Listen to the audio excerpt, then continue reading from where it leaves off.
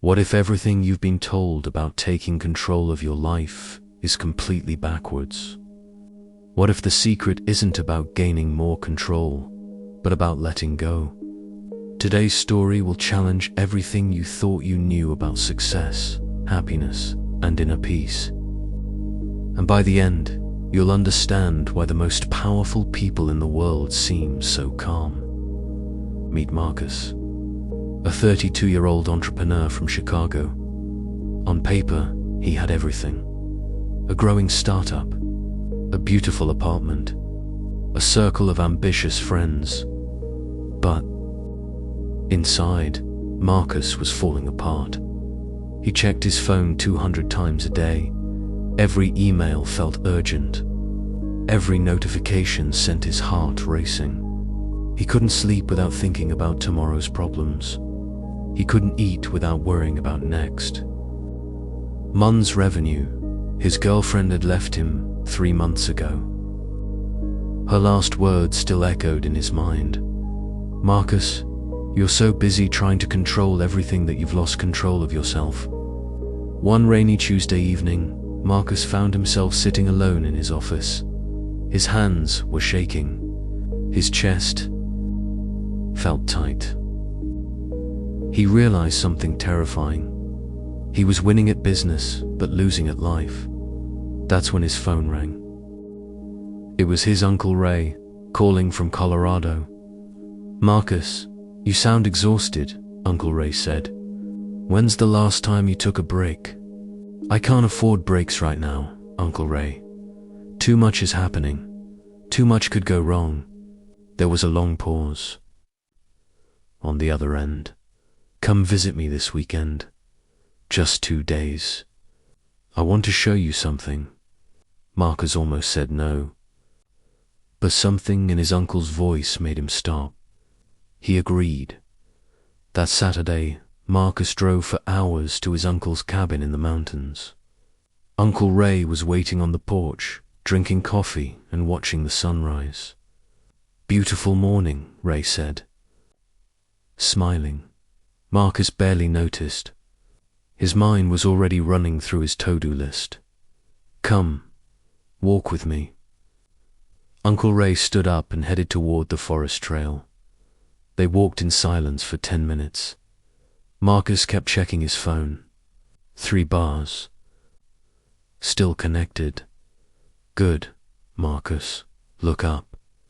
Marcus lifted his eyes. Towering pine trees surrounded them. Sunlight filtered through the branches. Birds sang somewhere in the distance. The air smelled like earth and rain. Beautiful, isn't it? "Yeah, it's nice," Marcus said, glancing back at his phone. Uncle Ray stopped walking. He turned to face Marcus with an intensity that made him uncomfortable. "Answer me honestly. Right now, in this moment, what can you actually control?" Marcus frowned. "What do you mean? Can you control whether your clients email you today?" "No, but I can respond quickly when they do." "Can you control whether your competitor launches a new feature?" "No, but I can prepare for it." "Can you control the stock market, the weather, your employees' personal problems, whether that investor says yes or no?" Marcus felt defensive. "Uncle Ray, I get it. I can't control everything, but I can influence things. I can work harder, plan better, stay ahead." Uncle Ray smiled sadly. "And how's that working for you?" The question hit Marcus like a punch to the stomach. They reached a clearing with a small stream. Uncle Ray sat on a large rock and patted the space next to him. "Let me tell you about my 20s, Marcos. I was just like you, maybe worse." Marcos sat down, surprised. His uncle had always seemed so calm, so centered. "I was a stock trader in New York, made a fortune, lost a fortune, made it back, lost it again.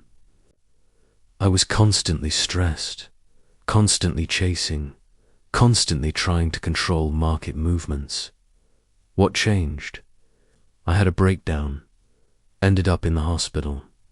The doctor told me my body was eating itself from stress.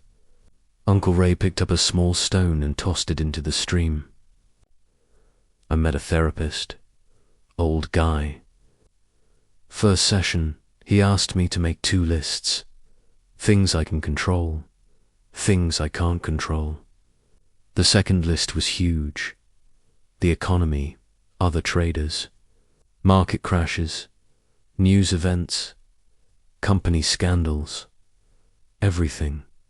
The first list was tiny. My research, my decisions, my reactions, my health habits, my attitude. Uncle Ray looked at Marcus. Then he said something that changed my entire life. Marcus leaned forward. He said, "Ray, you're spending 90% of your energy on the list where you have 0 power, and ignoring the 10% where you have all the power." The words hung in the air between them. Marcus felt something crack open inside his chest. I realized I'd been trying to control the ocean, Uncle Ray continued, instead of learning to navigate the waves. Do you understand the difference? Marcus nodded slowly. He was starting to. The ultimate secret to controlling your life isn't about controlling more things, Marcus. It's about controlling the right things and letting go of everything else. Uncle Ray stood up. Here's what I want you to do. Close your eyes. Marcus hesitated, then obeyed.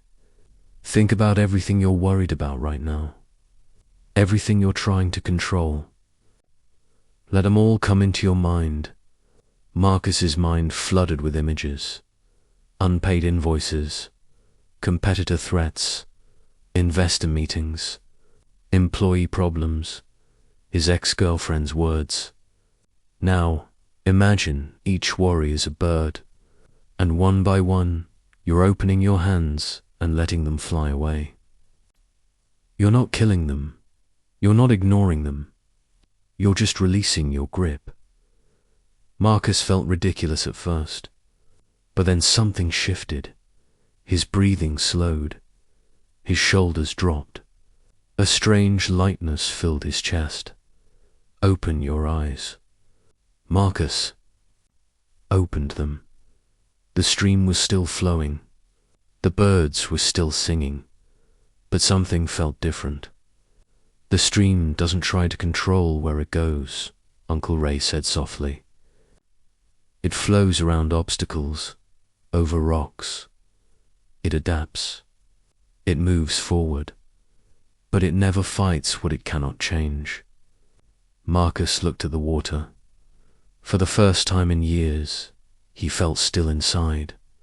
You can't control outcomes, Marcus, but you can control your effort, your integrity, your growth, your response to failure.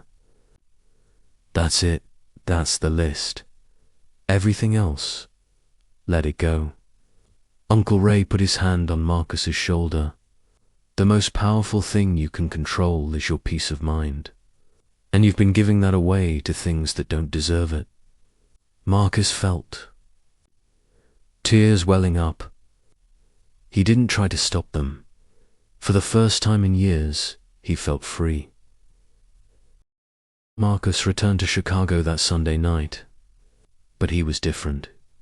He couldn't control whether clients stayed or left, but he could control delivering his best work. He couldn't control the market, but he could control his preparation and resilience. He couldn't control other people's opinions, but he could control staying true to his values. Within 6 months, his business was thriving, not because he worked harder, because he worked smarter. He focused only on what he could actually influence. More importantly, he was happy. He slept well, he exercised, he reconnected with old friends. Here's what you need to understand. You're exhausting yourself trying to control things that were never yours to control in the first place. Here are 3 steps you can take today. Step 1. Tonight, write down everything causing you stress. Circle only the things you can directly control. Let go of the rest. Step 2. Every morning, ask yourself, what can I control today? Your actions, your attitude, your effort. Focus there. Step 3. When anxiety hits, pause and ask, am I trying to control the ocean or navigate the waves? Then adjust. True control isn't about gripping tighter. It's about knowing when to let go. That's the ultimate secret. That's freedom, and that freedom is waiting for you right now. Asterisk if this story resonated with you. Hit that like button right now. Subscribe to Tales of Mind for more life-changing stories every week. And comment below, what's your biggest takeaway from this story? What's one thing you're going to stop trying to control starting today? I read every single comment. Remember, control what you can, release what you can't. That's where peace lives. See you in the next story.